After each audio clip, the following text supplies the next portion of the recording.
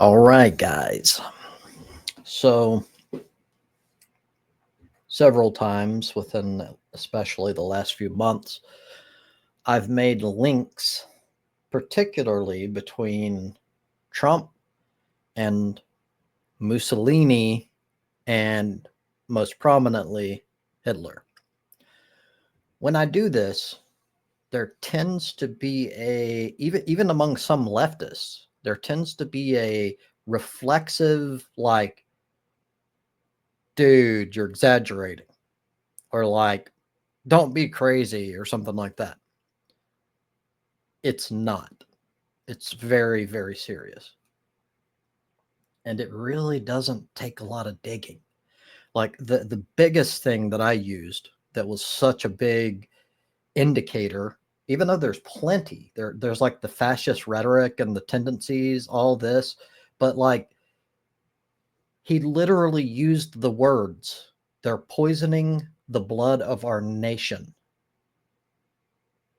Like you can't make shit like that up. Anyhow, before I end up on a rant, I'm going to react to a video here by David Pakman. I think it is very well put together, and it brings up some very interesting points and interesting similarities. He'll start off by explaining why we shouldn't have this immediate, like, reflexive, like, you should never compare people to Hitler or Stalin or whatever, and why that's stupid. So let's go ahead and dig into this, and I'll kind of break in periodically. When we hear comparisons between Donald Trump and infamous dictators like Adolf Hitler, Joseph Stalin, Kim Jong-un, the reaction is often one of outrage. How dare anyone make such a comparison? It's offensive, it's crazy, it's disproportionate to history.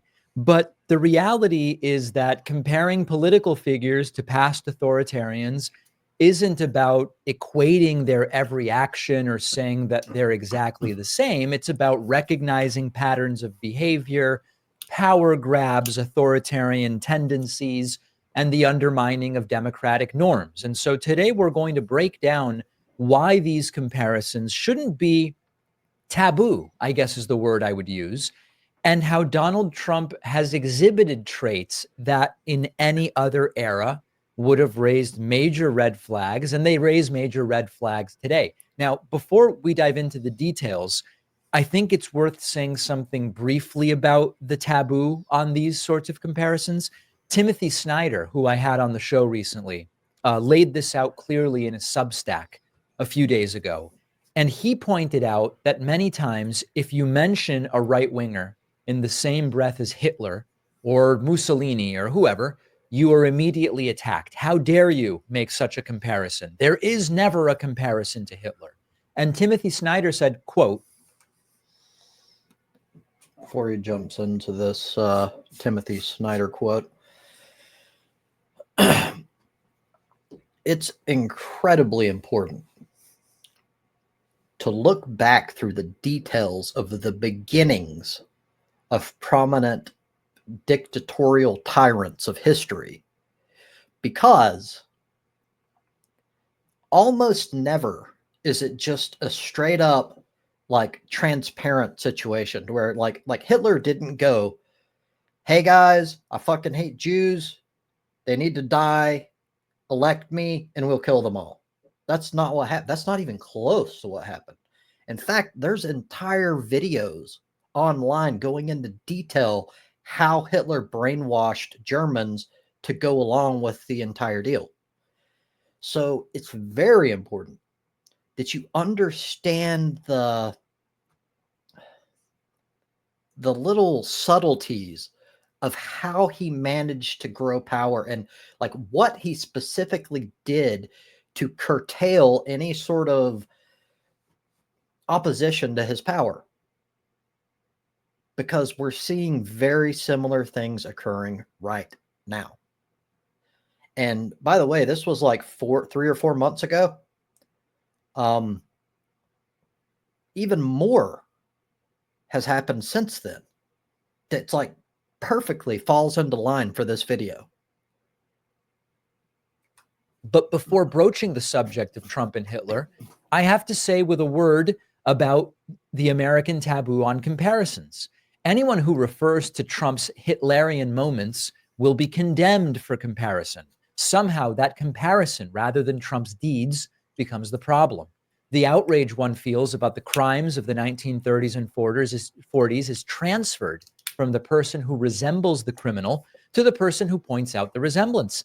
This cynical position opposing comparisons exploits the emotional logic of exceptionalism.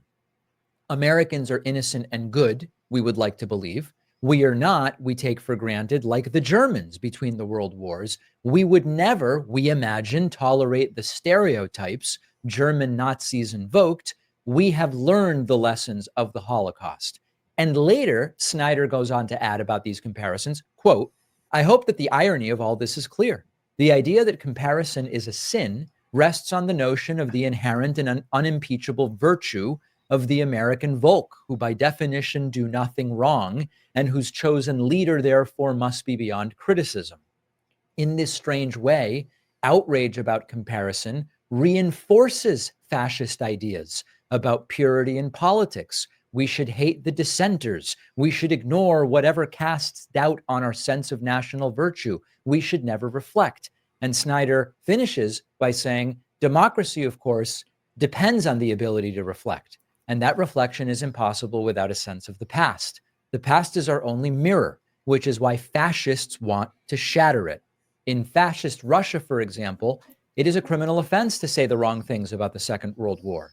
The reason why we keep alive the memory of Nazi crimes is not because it could never happen here, but because something similar can always happen anywhere.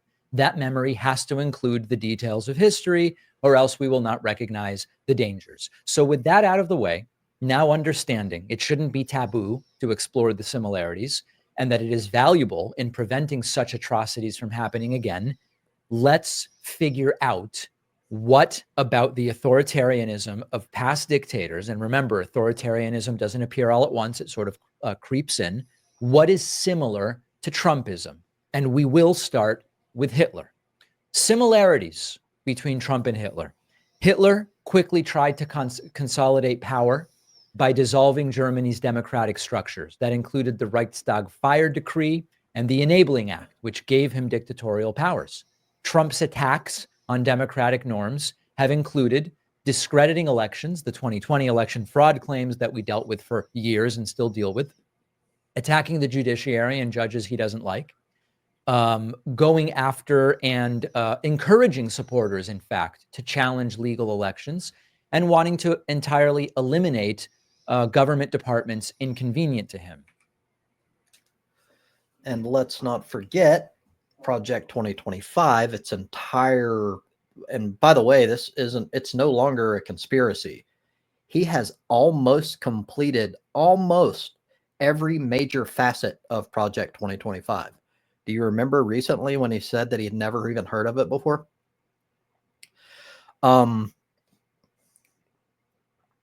One of the most important things that goes in line with what he's talking about now and how Hitler tried to destroy democracy and any checks to his power, Trump runs on this fringe, absolutely crazy, I think it's called, I may get it wrong, unitary executive theory, I think.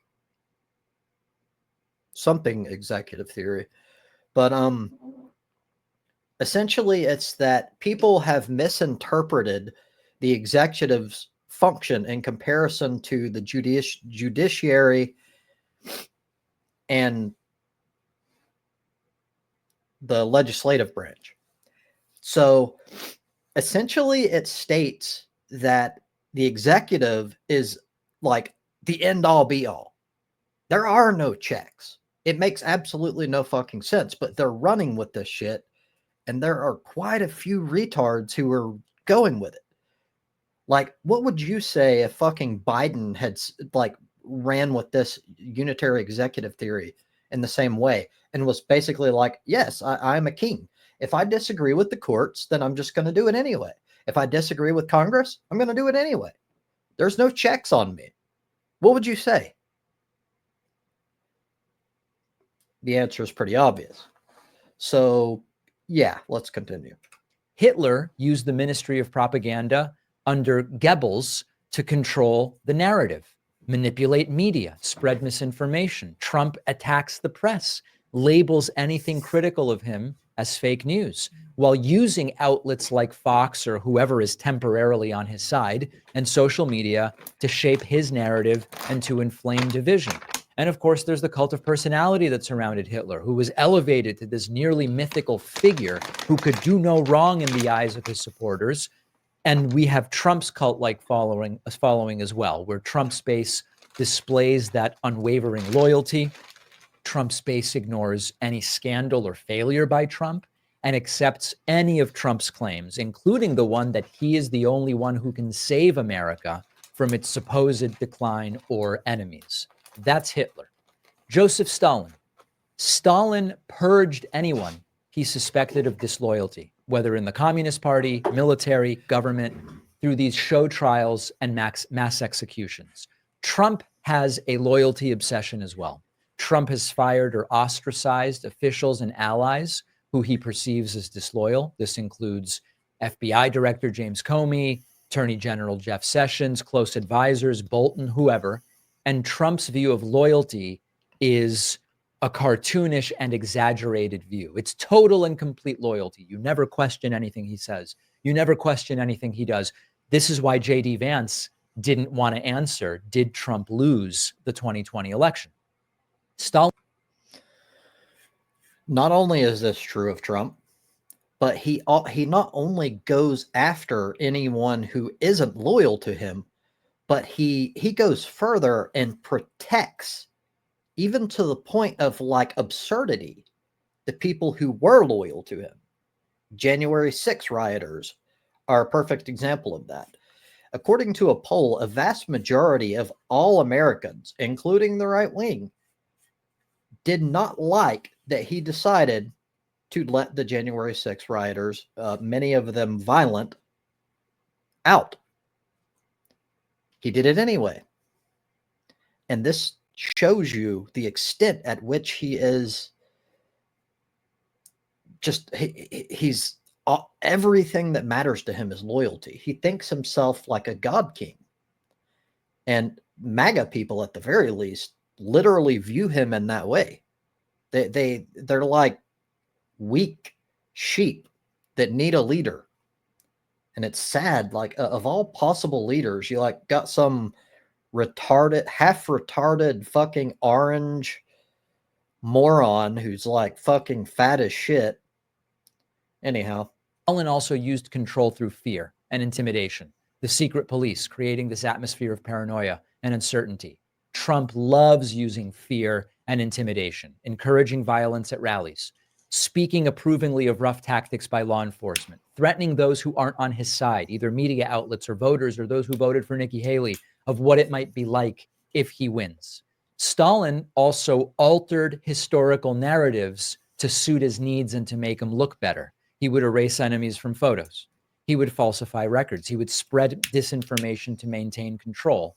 Trump loves distorting facts in history, promoting blatant lies, revisionist history about 2020, revisionist history about his handling of COVID, drawing on hurricane maps so that he can distort what meteorologists said versus what was convenient to him to self-aggrandize and feed his ego. Those are the similarities to Stalin. Benito Mussolini. Mussolini's rise to power was fueled by aggressive nationalism, promising to restore Italy to its former glory through Mussolini's fascist ideology.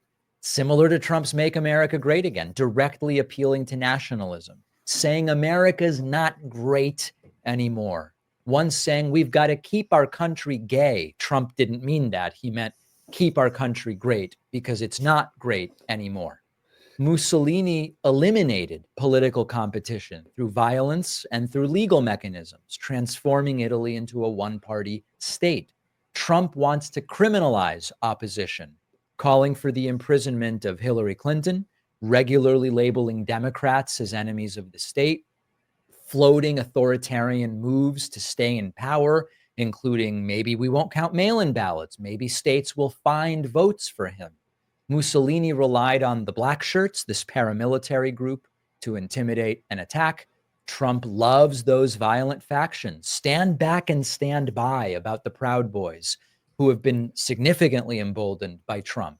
The commentary in the aftermath of people getting roughed up at Trump's rallies and saying he'll pay for their legal bills, very similar vibes.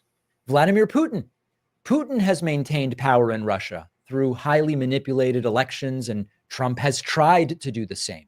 Putin silences opposition, eliminates genuine democratic opposition in Russia. Trump has tried. When I entered the relationship that I'm currently in, a big green flag was early on within the first few weeks saying, hey, to undermine a big green flag in American elections, repeatedly falsely claiming there was widespread voter fraud in 2020, predicting voter fraud in 2024, trying to overturn the 2020 election. It's really the Putin playbook of undermining the legitimacy of democratic elections to stay in power. Putin goes after rivals. He will imprison, he will exile, he will assassinate those who pose a threat to his rule. Look at what happened to Alexei Navalny, facing poisoning and imprisonment. Trump attacks opponents as well. He hasn't imprisoned them. He has called for it. He famously has smiled during the chants of lock her up, whether it's about Hillary or more recently Kamala Harris. He uses threats in order to show that he will use the power of government to attack opponents. It's the same authoritarian mindset.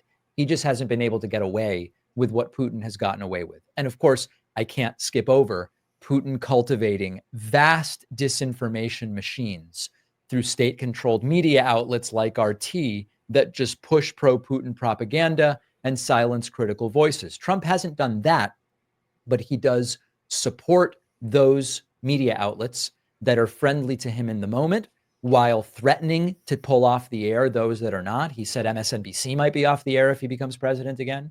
He said ABC News should lose its license because he was fact-checked during a debate against Kamala Harris, a debate that he lost badly, by the way.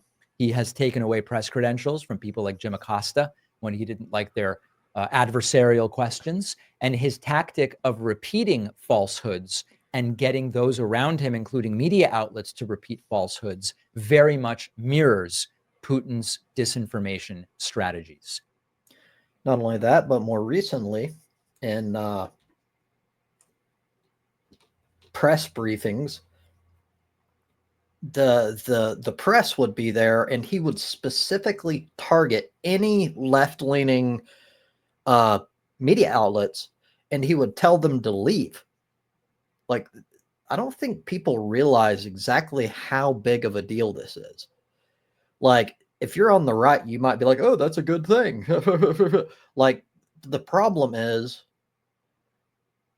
the left are countering his narrative with actual facts.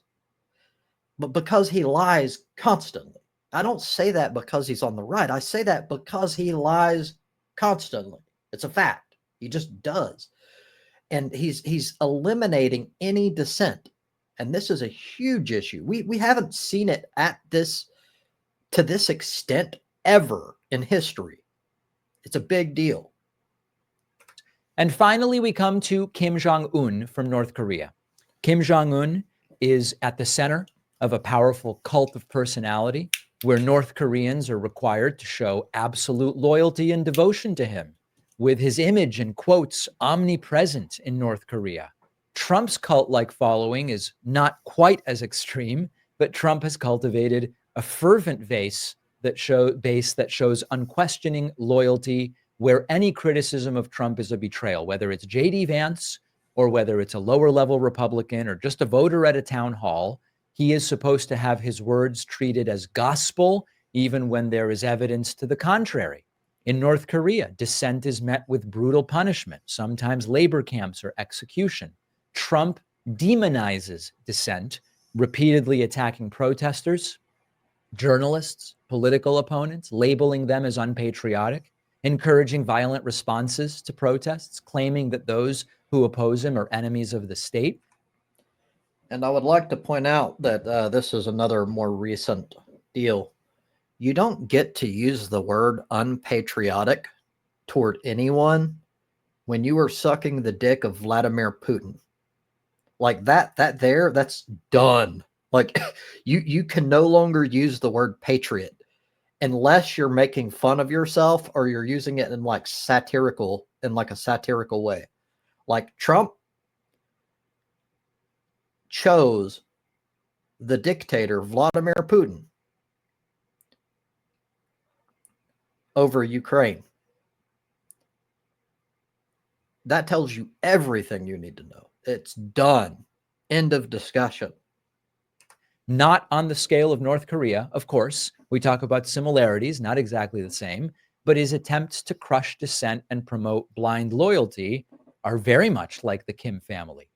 Kim Jong-un inherited power from his father, Kim Jong-il, continuing the Kim family's dynastic rule of North Korea. Trump's nepotism is not exactly the same, but he would love to do that. He's talked about, hey, maybe one of my kids would run for president. But importantly, he brought his family into key roles within the administration. Ivanka, son-in-law Jared Kushner, both of whom had senior advisory positions. He has talked about, I was looking at Ivanka for, what was it, UN ambassador or something. I don't even remember now. He relies on family loyalty to perpetuate his support at the top of the cult. And finally, Kim often uses exaggerated military rhetoric, threatening to use the nuclear arsenal to intimidate enemies and project strength. And Trump has also employed inflated bellicose rhetoric when it comes to the military, threatening North Korea with fire and fury, calling for militaristic solutions to domestic and foreign policy issues. What about, why can't we nuke Europe? What about invading Mexico? And on and on and on. Trump is not Hitler or Stalin or Mussolini or Kim or Putin. Thankfully, some of our pro-democracy institutions in the US have held better than what we've seen in some of these other countries. But in order to really understand the dangers of Trump, we have to understand history and we have to know whether there are analogies. And I've just given you a bunch. Did I miss any? I know we didn't include Erdogan, Bashar al-Assad, Duterte, other leaders past and present. Did I miss any big one? Let me know, info@davidpakman.com. Are you having... I encourage you to watch this video. I'm not going to continue with advertisements. But yeah, I think he makes a very, very good points. Some of them are those that I've been making, and they're absolutely valid. Don't let the retards try to fucking like use emotional shit to shut you down or try to like push it as if you're exaggerating when you're not. Oftentimes they'll straw man your position to make it more extreme than it actually is so that it seems like it's crazy. This is a common tactic of cult members, but it doesn't work on people with a brain. That's your biggest problem. That's like in general, that's your biggest issue when it comes to like the goals of MAGA people. You cannot fight against people that are smarter than you.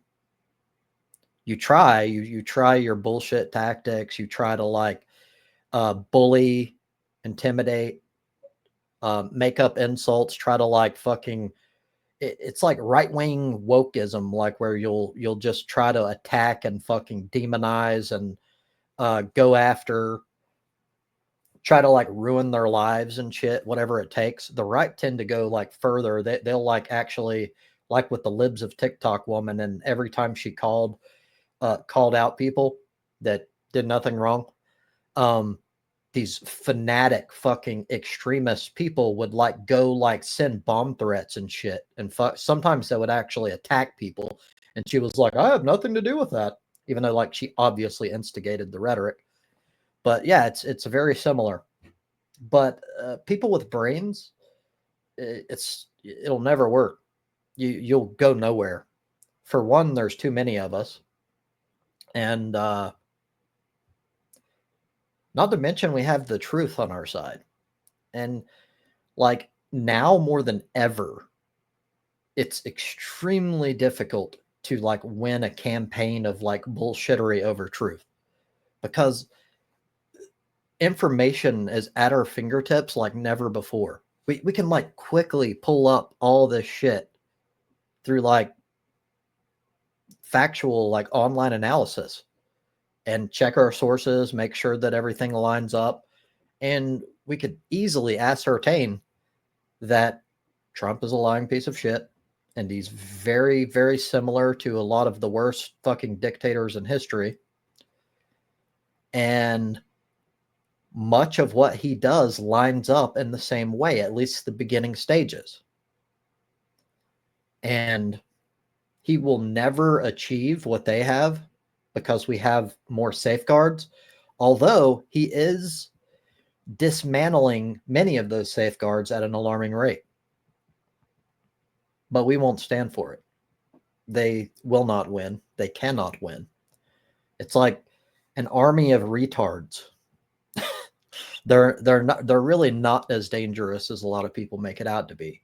It makes me angry, don't get me wrong. Just the principle of it makes me angry, especially that he's like harming his own fucking supporters, because a ton of his support, his base, comes from lower class workers that are just uneducated and don't understand anything. They don't understand what he's doing and how it goes against their interests. Or he'll appeal to their racism or bigotry, anti-woke ideology. Like, this is all the tactics that's tried and true, that's been used since the fucking beginning of time to get like popular support from people. It's like emotional manipulation. And it won't work. Not for long anyway. We've already seen insane amounts of like fucking like voter regret videos showing up about former Trump voters who felt betrayed for numerous reasons already. And his it's funny, right-wing media is trying to push this narrative. They're doing a half-truth. They're saying that Trump's, well, at least a couple of weeks ago, Trump's approval rating is like record-breaking. And what they're doing there is they're telling the truth. But the truth is, he broke his record for his approval rating. But now I think it's even lower. If I'm not mistaken, it's at 45%. And by the way, Trump is the only president in history to never breach the 50% approval rating marker, to never go beyond that. That's how terrible he is. Anyhow, before I jump into another rant, I'm going to go ahead and end this. Take it easy.